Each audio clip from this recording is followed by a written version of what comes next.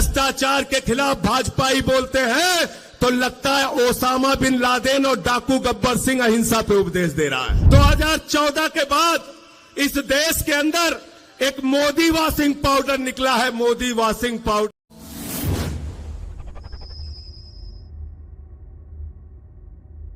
सभी साथियों को मेरा नमस्कार, जोहार।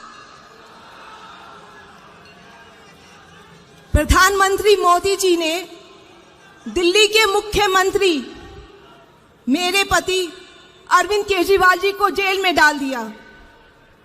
आपके भी चहेते मुख्यमंत्री हेमंत सोरेन जी को भी जेल में डाल दिया। क्या सही किया उन्होंने? आज आप ही बताइए, इनका क्या कसूर है? हेमंत सोरेन जी का क्या कसूर है?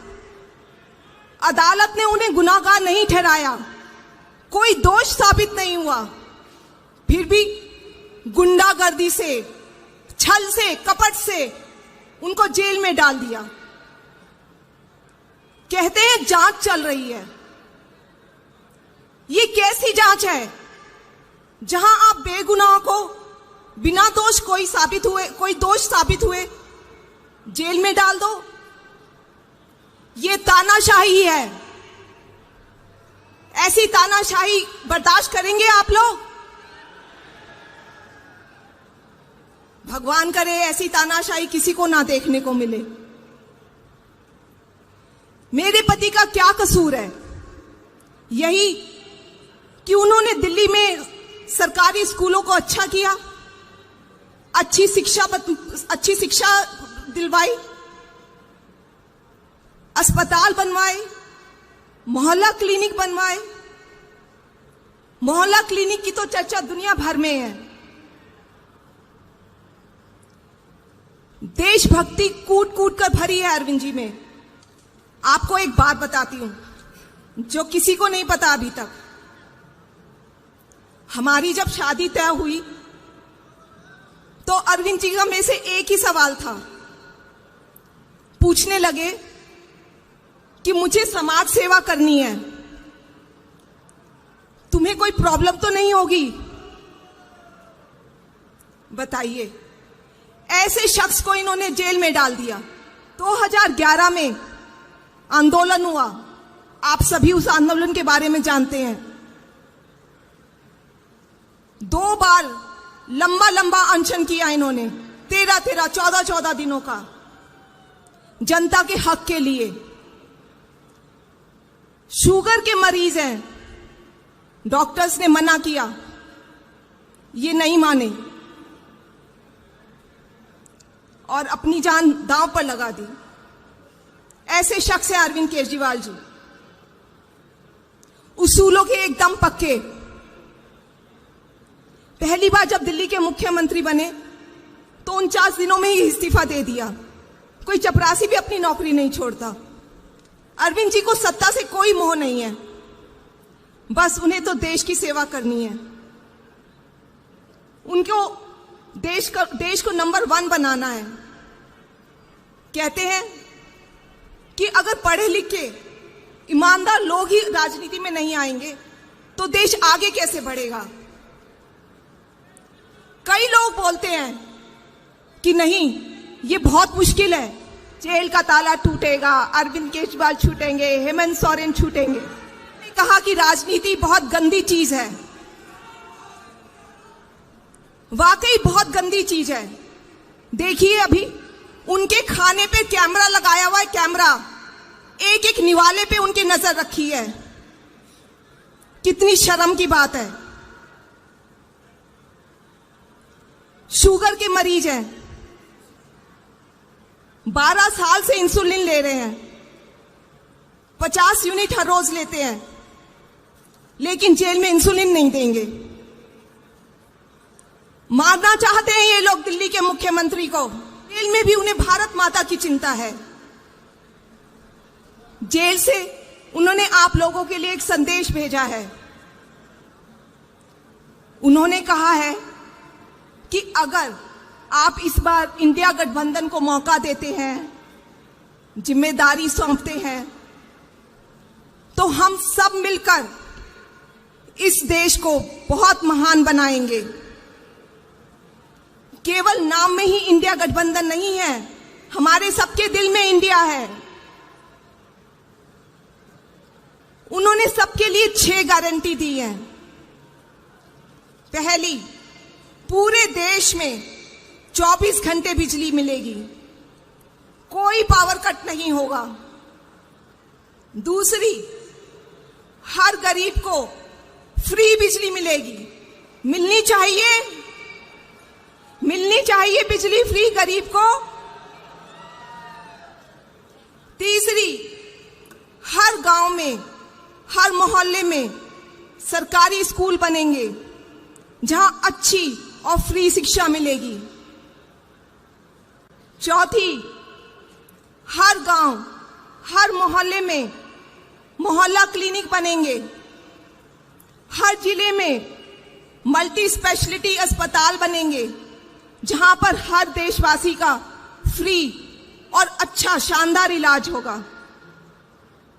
पांचवी, किसानों को स्वामीनाथन आयोग के मुताबिक फसलों के वाजिब दाम मिलेंगे। और आखिरी, दिल्ली को पूर्ण राज्य का दर्जा दिलाएंगे। दिल्ली से करीब 1300 किलोमीटर दूर रांची में इंडिया गठबंधन की महारैली को उल गुलान न्याय रैली का नाम दिया गया। और ये नाम यूं ही नहीं दिया गया, इसका जिक्र हम यहाँ पहले इसलिए कर रहे हैं क्योंकि इसके भी अपने सियासी मायने हैं। दरअसल उल गुलान का अर्थ होता है महान उथल पुथल, यानी आप समझ सकते हैं कि विपक्षी गठबंधन का आह्वान मौजूदा सत्ता के खिलाफ उथल पुथल है। खैर, ये तो रही न्याय महारैली को दिए गए नाम के मायने की। वहीं अगर हम इस रैली की बात करें तो इस महारैली में कांग्रेस नेता और इंडिया गठबंधन की धुरी बने राहुल गांधी अस्वस्थ होने के कारण इसमें शामिल नहीं हो पाए, जबकि दूसरे बड़े नेताओं में कुछ मौजूदा मुख्यमंत्री और ज़्यादातर पूर्व मुख्यमंत्री शामिल हुए। लेकिन यहाँ दिल्ली से आए 2 खास चेहरों, आम आदमी पार्टी के संजय सिंह और अरविंद केजरीवाल की पत्नी सुनीता केजरीवाल का जिक्र ज़रूरी हो जाता है। जहाँ तक बात सुनीता केजरीवाल की, तो लगता है कि आम आदमी पार्टी के कुछ नेता सुनीता केजरीवाल को सीएम बनवाकर ही मानेंगे। दिल्ली से लेकर देश के तमाम मंचों पर उनकी मजबूत मौजूदगी को दिखा जताकर जैसे उन्हें प्रोजेक्ट करने के लिए तैयार किया जा रहा हो, या कहें तो ट्रेंड किया जा रहा हो। वहीं दूसरी तरफ दिल्ली शराब नीति मामले में जेल से बाहर आने के बाद मानो संजय सिंह आम आदमी पार्टी में खुद को एक धुरी की तरह पेश करने की कोशिश में लगे हों। इन दिनों वो जहां भी जाते हैं एक मजे हुए नेता की तरह भाषण देते हैं और लगता है कि वो खुद को अरविंद केजरीवाल के प्रतिनिधि की तरह पेश कर रहे हों। अब जरा रांची में संजय सिंह के भाषण के एक एक मुद्दे और आरोपों को सुन लीजिए। तो सबसे पहले भ्रष्टाचार के मामले में बंद नेताओं और आदिवासियों के मुद्दे पर वो क्या बोले, खुद सुनिए। भगवान बिरसा मुंडा की धरती से नरेंद्र मोदी को संदेश देना चाहते हैं कि पूरे देश का आदिवासी समाज इस बार तुम्हारी जमानतें जब्त कराने का काम करेगा। बताओ, तैयार हो कि नहीं तैयार हो? तैयार हो ना? तैयार हो? मैं दिल्ली से चल के आया हूं। 6 महीने मुझे नरेंद्र मोदी ने जेल में रखा। हमारे सबसे बड़े नेता अरविंद केजरीवाल जी जेल में है, मनीष सिसोदिया जेल में है, सत्येंद्र जेल में है, पूरी पार्टी को पकड़ पकड़ के जेल में डाल रहे हैं। झारखंड के सबसे लोकप्रिय नेता भाई हेमंत सोरेन को तुमने जेल में डाल दिया मोदी जी। केजरीवाल का संदेशा है, पूरी दिल्ली, पूरा देश झारखंड के साथ है, आपकी लड़ाई में आपके साथ खड़ा है, डरने की जरूरत नहीं है। तुम जेल से डरा रहे हो। तो सुना आपने संजय सिंह प्रधानमंत्री पर किस तरह हमलावर हैं। लेकिन संजय सिंह यही नहीं रुके, उन्होंने आगे प्रधानमंत्री की जिससे तुलना की उसे लेकर सियासत गरमाएगी ये तो तय है। तो सुनिए उन्होंने प्रधानमंत्री के लिए क्या कहा। भाजपा भ्रष्टाचार के खिलाफ बोलते हैं, नरेंद्र मोदी जी भ्रष्टाचार के खिलाफ बोलते हैं।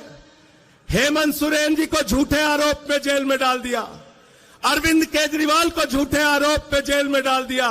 भ्रष्टाचार के खिलाफ नरेंद्र मोदी जी बोलते हैं, भ्रष्टाचार के खिलाफ भाजपा ही बोलते हैं, तो लगता है ओसामा बिन लादेन और डाकू गब्बर सिंह अहिंसा पे उपदेश दे रहा है। यही नहीं, खुद भ्रष्टाचार के आरोप में जेल से बाहर आने वाले संजय सिंह ने भ्रष्टाचार के मुद्दे पर प्रधानमंत्री मोदी के लिए क्या कहा और कैसे घेरा, ये भी सुन लीजिए। 2014 के बाद इस देश के अंदर एक मोदी वॉशिंग पाउडर निकला है, मोदी वॉशिंग पाउडर। वो चुटकियों में सारे दाग धुल देता है, चुटकियों में सारे दाग धुल देता है। बीजेपी का नारा है, जो जितना बड़ा भ्रष्टाचारी वो उतना बड़ा पदाधिकारी।